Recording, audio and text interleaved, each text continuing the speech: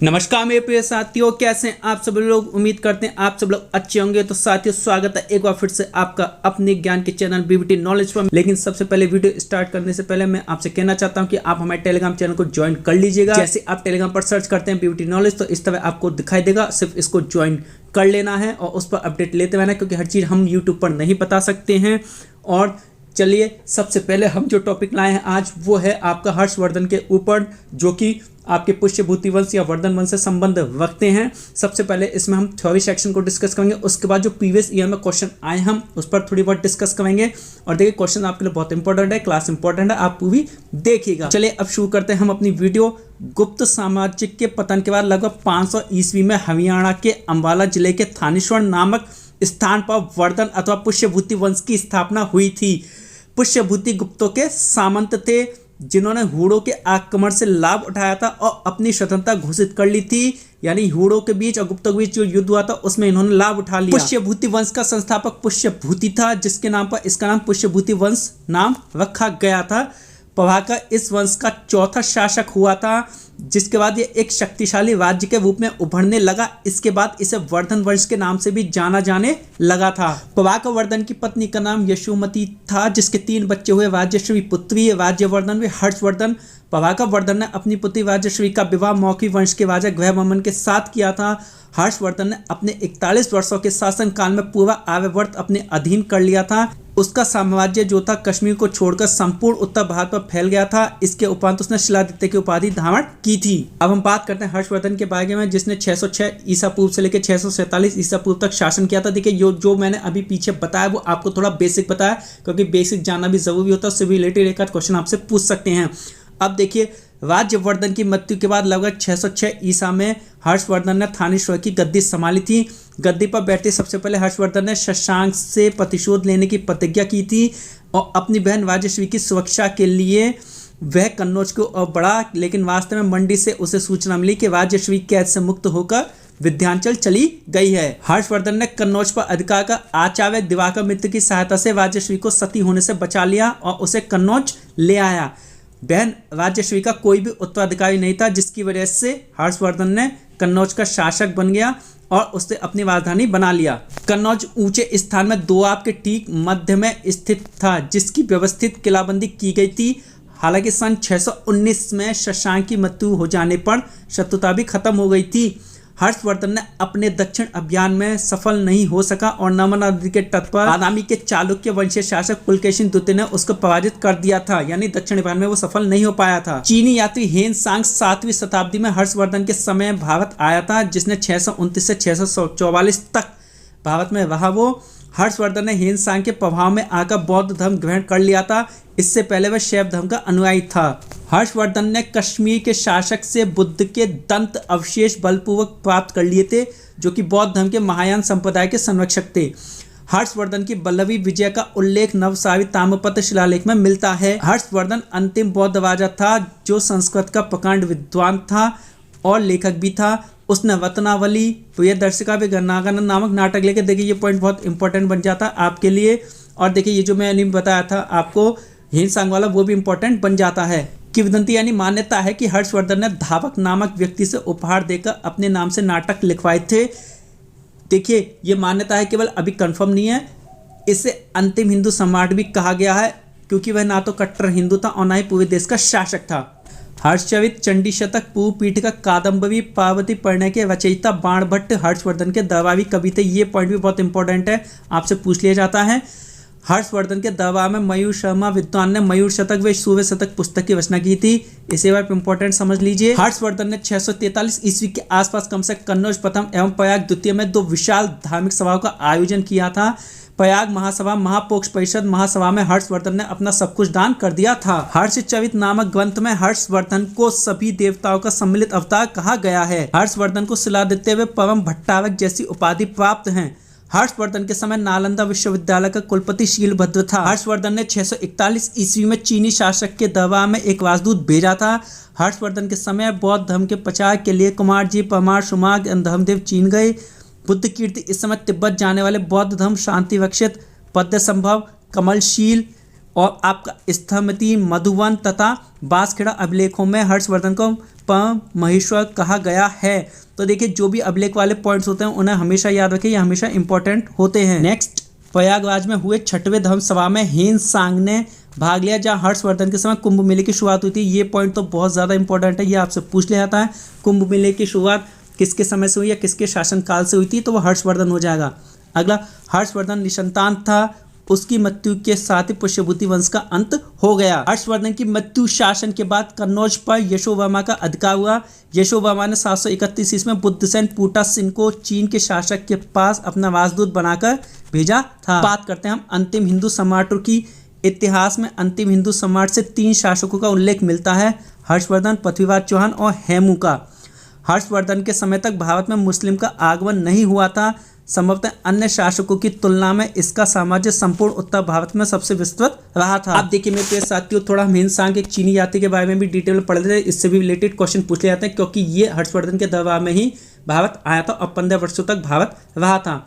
देखिए हर्षवर्धन के समय चीनी यात्री ह्वेन सांग 629 ईस्वी में भारत आया, तो लगभग 644 ईस्वी तक भारत में रहा। 15 वर्ष की इस अवधि में उसने भारत के प्रमुख नगरों, बौद्ध केंद्रों, स्तूपों, महाविहारों का भ्रमण किया था। ह्वेन सांग नालंदा विश्वविद्यालय में अध्ययन करने और बौद्ध ग्रंथों को संग्रह करने के उद्देश्य से भारत आया था। ह्वेन सांग के समय नालंदा विश्वविद्यालय का प्राचार्य सीलभद्र था, यानी वो यह शिक्षा ग्रहण करने आया था। ह्वेन सांग ने सीयूकी नामक पुस्तक लिखी थी, जिसमें उसका विभिन्न देशों का यात्रा वृत्तांत था। इसमें हर्षवर्धन को शिलादित्य कहा गया। ये पॉइंट बहुत इंपॉर्टेंट है, एग्जाम में कई बार 2 क्वेश्चन इससे रिलेटेड पूछे गए हैं। इसे यात्रियों का राजकुमार कहा गया है, नीति का पंडित कहा गया और वर्तमान शाक्यमुनि कहा गया। किसको? ह्वेन सांग को। आपका ये ह्वेन सांग के अनुसार हर्षवर्धन ने कन्नौज सभा में पूजा के लिए बुद्ध की विशाल सोने की मूर्ति बनवाई थी।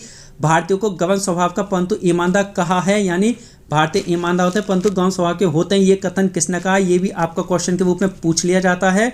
सूती कपड़ों के उत्पादन के लिए सबसे प्रसिद्ध नगर मथुरा था उसके समय में। इसी समय सिंचाई घंटी यंत्र द्वारा होती थी। हर्ष की सेना चतुरंगिनी कहा। उसके अनुसार भारत के घोड़े अरब, ईरान एवं कंबोज से आते थे। तो ये जो पॉइंट है आपका 4 पॉइंट, घंटी यंत्र वह द्वारा होती थी, ये इंपॉर्टेंट है। ह्वेन सांग ने कन्नौज की धर्मशाला व प्रयाग की महामोक्ष परिषद का भी वर्णन किया है। चीन लौटकर उसने पाश्चात्य संसार के लेख सीयूकी नामक पुस्तक में तत्कालीन भारतीय राजनीति, समाज, धर्म, आर्थिक व्यवस्था, शिक्षा एवं साहित्य की प्रगति पर विस्तृत ढंग से लिखा है। बात करते हैं हम हर्षवर्धन के प्रशासन की। तो देखिए ये अभी हमने ह्वेन सांग का पढ़ा। सिंहनाथ हर्षवर्धन का प्रधान सेनापति तथा कुंतल अश्व सेनापति था। ये पॉइंट इंपॉर्टेंट है, इसको ध्यान रखिएगा। हर्षवर्धन का प्रधान सचिव भंडी तथा युद्ध व शांति का मंत्री प्रधानमंत्री अवंती था। तो ये भी इंपॉर्टेंट है। शांति मंत्री वे प्रधानमंत्री को क्या कहते थे? देखिए लिस्ट दी गई है पदाधिकारियों की, उसके समय में किसको क्या कहते थे। तो सिंहनाथ किसको बोलते थे? मुख्य सेनापति को। अमात्य मंत्रिपरिषद के मंत्री को बोलते थे। उपविक बोलते थे भुक्ति का प्रशासक। और इसके बाद हम बात करते हैं दंडपाशिक बोलते थे पुलिस अधिकारी को। वधेश्वर बोलते थे अश्व सेना के अधिकारी को। बलाधिकृत किसको बोलते थे? पैदल सेना के अधिकारी को। स्कंदगुप्त गज सेना का मुख्य अधिकारी। कुंतल अश्व सेना का प्रधान अधिकारी। देखिए ये आपका इंपॉर्टेंट है, मैंने अभी बताया। अवंती बोलते थे शांति एवं युद्ध का मंत्री। ये भी आपका इंपॉर्टेंट है एग्जाम की दृष्टि से। हर्षकालीन ताम्रपत्रों में केवल 3 करों का उल्लेख मिलता है। भाग्य, हिरण्य, बलिकर। नगद के रूप में लिया जाने वाला कर हिरण्य कर था, जो संभवतः व्यापारी से लिया जाता था। भाग जो था भूमि राजस्व का कर था, जो अनाज के रूप में लिया जाता था। और उत्पादन का 1/6 भाग ये होता था। हर्षवर्धन के काल में उच्च अधिकारियों को वेतन के रूप में जागीरें भूमि अनुदान में दी जाती थी। भूमि देने की सामंती प्रथा हर्षवर्धन ने शुरू की थी। भूदान द्वारा राज्य के अधिकारियों के भुगतान की पुष्टि सर्वप्रथम मनुस्मृति ग्रंथ में मिलता है। और देखिए साधारण लेन देन और व्यापार कौड़ियों के माध्यम से होता था। इन कौड़ियों को प्रतिहार अभिलेखों में कपर्दक कहा गया है। हर्ष का साम्राज्य प्रांतों या भुक्ति में विभक्त था, जिसके शासक को लोकपाल या उपविक कहा जाता था। प्रांत के अंतर्गत जिले या विषय और विषय के अधीन पाठक या तहसील होते थे। प्रशासन की सबसे छोटी इकाई ग्राम होती थी, जिसके मुख्य को ग्राम पटलिक कहा जाता था। हर्षवर्धन के सिंचाई के लिए वहट या तुलाई यंत्र का प्रयोग तथा मथुरा सूती वस्तु का केंद्र था। ये पॉइंट इंपॉर्टेंट है, याद रख लीजिएगा। पहले भी कहा है मैंने, हर्षवर्धन के समय पूर्वी भारत में ताम्रलिप्ति, पश्चिमी भारत में भड़ौस नामक बंदरगाह थे। तो साथियों ये तो था आपका थ्योरी सेक्शन। अब मैं आपसे सॉल्व करने जाऊँ जो प्रीवियस ईयर में क्वेश्चंस आ चुके हैं, बहुत इंपॉर्टेंट क्वेश्चंस हैं, इनकी आप प्रैक्टिस कर लीजिएगा और भी प्रैक्टिस करते रहिएगा। गुप्तोत्तर युग में प्रमुख व्यापारिक केंद्र कौन सा था, तो वो आपका कन्नौज था। देखिए मेरे प्रिय साथियों, भाई और बहनों, अगर जहां मुझे जरूरत लगेगी वहां मैं आपको कोई क्वेश्चन हटके लगा तो मैं उसके बारे में थोड़ी बहुत मेन पॉइंट बता दूंगा, लेकिन सब मैंने आपको थोड़ा में पढ़ा रखा है, वही से क्वेश्चन आए हैं। सेकंड क्वेश्चन है, नालंदा कहाँ पर स्थित है, ये आपका बिहार में स्थित है। अगला प्रश्न, नर्मदा नदी के तट पर सम्राट हर्षवर्धन ने दक्षिण अभियान को किसने रोका था, तो ये पुलकेशिन द्वितीय ने रोका था। क्वेश्चन है, मौर्य वंश के शासकों की राजधानी क्या थी, तो ये कन्नौज थी आपकी। अब देखिए इस रिलेटेड एक दो क्वेश्चन ही पूछे जाते हैं, ज्यादा नहीं पूछे जाते। संस्थापक इसके हरिवर्मा थे। अगर पूछा जाए स्वतंत्र शासक कौन था, तो ईशान वर्मा था और इसने आपकी महाराजा धिराज की उपाधि धारण की थी। हर्ष के विवरण के अनुसार उसकी वंशावली में प्रथम व्यक्ति कौन था, तो नरवर्धन था। ये केवल हर्ष के अनुसार था, लेकिन वैसे पुष्यभूति वंश की स्थापना किसने की थी, पुष्यभूति ने की थी। हर्षवर्धन ने थानेश्वर से अपने साम्राज्य की राजधानी कहाँ स्थानांतरित की थी, कन्नौज की थी। निम्नलिखित में से कौन सी रचना हर्षवर्धन की नहीं है, तो हर्षचरित नहीं है। ये रचना किसकी है, ये आपकी है बाणभट्ट की, जो किसके दरबारी कवि थे, जो आपके हर्ष के दरबारी कवि थे। अगला प्रश्न, निम्नलिखित में से कौन सी रचना हर्षवर्धन की है, ये क्वेश्चन रिपीट हो चुका है आपका। अगला प्रश्न, निम्नलिखित में से किसका दूसरा नाम शिलादित्य भी था, तो किसका था, हर्षवर्धन का। और ये नाम उसको किसने दिया था, ये हेनसांग ने दिया था, जो चीनी यात्री था।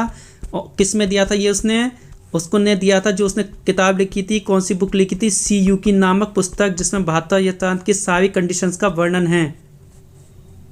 अगला प्रश्न, निम्नलिखित में वह अंतिम बौद्ध राजा कौन था जो संस्कृत का महान विद्वान और लेखक था, ये हर्षवर्धन था। अगला प्रश्न, थानेश्वर में वर्धन वंश पुष्यभूति वंश की स्थापना किसने की थी, तो ये पुष्यभूति वर्धन ने की थी। और देखिए लगभग जो गुप्त साम्राज्य है वो 500 ईसा के पूर्व अपनी समाप्ति की कगार पर आ चुका था और 550 से लेकर 647 तक इनका साम्राज्य चला था, जिसमें हर्षवर्धन का साम्राज्य 606 से लेकर 647 ईसा तक चला था। तो इसको आप याद रखिएगा। और देखिए ये 550 है, कहीं कहीं आपको 550 से एक आध साल आगे पीछे भी देखने को मिल सकता है। अगला प्रश्न, चालुक्य राजा पुलकेशिन द्वितीय को किसने पराजित किया था, तो ये पराजित किया था नरसिंह वर्मन ने। अगला प्रश्न, बाणभट्ट किस सम्राट के राज दरबारी थे, तो ये हर्षवर्धन के थे। अगला प्रश्न, हर्षवर्धन के समय कौन सा चीनी तीर्थयात्री भारत आया था, हेनसांग आया था। ये भारत कब से कब तक रहा था, बता दीजिए आप। ये लगभग 629 से 644 तक रहा था, 15 वर्षों तक भारत में। अगला प्रश्न है, हर्षचरित किसके द्वारा लिखी गई थी, तो ये बाणभट्ट के द्वारा लिखी गई थी। किस व्यक्ति को द्वितीय अशोक कहा जाता है, ये हर्षवर्धन को कहा जाता है। क्यों कहा जाता है, क्योंकि ये अशोक के वास्ते पर ही चला था, क्योंकि इसने जो है बौद्ध धर्म को अपना लिया था और अपने कई दूत इसने जो है चीन को भेजे थे, 4-5 दूत, और इसने भी अपने धर्म का प्रचार प्रसार किया था। बंगाल का कौन सा शासक हर्ष का समकालीन था, तो शशांक था। हर्ष एवं पुलकेशिन ये द्वितीय होगा, एक लिख गया है, ये आप 2 कर लीजिएगा। द्वितीय के मध्य हुए संघर्ष की जानकारी कहाँ से मिलती है, तो ऐहोल अभिलेख से मिलती है। ये जो है पुलकेशिन द्वितीय का एक अभिलेख मिला था ऐहोल से, इसीलिए इसे ऐहोल अभिलेख कहा जाता है। 634 ईस्वी में मिला था ये, और इसकी जो प्रशस्ति के रूप में इसको रखा गया है, और ये संस्कृत काव्य में लिखा गया है। और इसके जो रचयिता थे वो कौन थे, जैन कवि रवि कीर्ति थे, जिसमें इसकी विजयों का वर्णन मिलता है। बस हर्ष के शासनकाल में उत्तर भारत का सबसे महत्वपूर्ण शहर कौन सा था, तो वो कन्नौज था। अगला प्रश्न, हर्षवर्धन ने अपनी धार्मिक सभा कहाँ किया करता था, प्रयाग में किया करता था, इलाहाबाद में। अगला प्रश्न, नागानंद का रचनाकार कौन था, हर्षवर्धन था। ये कृति मैंने आपको थ्योरी में बता दिया है। नागानंद रत्नावली एवं प्रियदर्शिका नाटक के नाटककार थे हर्षवर्धन। किस चीनी यात्री को वर्तमान शाक्यमुनि एवं यात्रियों में राजकुमार कहा जाता है, तो हेनसांग को कहा जाता है। अगला प्रश्न, घंटी तुला यंत्र का प्रयोग होता था खेत की सिंचाई के लिए, ये भी मैं आपको बता चुका हूँ। हर्ष और पुलकेशिन द्वितीय के बीच किस नदी के तट पर युद्ध लड़ा गया था, ये नर्मदा नदी के तट पर लड़ा गया था। तो मेरे प्यारे साथियों, ये थे आपके इंपॉर्टेंट क्वेश्चन जो प्रीवियस ईयर में आए हुए थे। और देखिए ये सारे क्वेश्चन ही बहुत ज़्यादा इंपॉर्टेंट हैं आप सभी के लिए, तो इन क्वेश्चंस को जरूर ध्यान दीजिएगा और थोड़े को पढ़िएगा। और आपको वीडियो कैसी लगी, अगर वीडियो आपको अच्छी लगी हो तो हमारी वीडियो को लाइक कर दीजिए, हमारे चैनल को सब्सक्राइब कर लीजिए और बेल आइकन को प्रेस कर दीजिए, जिससे नए नोटिफिकेशन आपको मिलते रहें। और साथ के साथ वीडियो को ज़्यादा से ज़्यादा उन लोगों तक शेयर कर दीजिए जो फ्री में पढ़ सकते हैं, और जो है हमारे टेलीग्राम चैनल को जरूर ज्वाइन कर लीजिएगा। फिर से कहते हैं, और हमें कमेंट करके ज़रूर बताइएगा, हम आपकी हर काविश पर ध्यान देते हैं। तो चलिए अब मैं ख़त्म करता हूँ अपनी वीडियो। मैं नई वीडियो के साथ, नए नोटिफिकेशन के साथ जल्द ही मिलूंगा। तब तक के लिए आपका दिन शुभ हो। नमस्कार।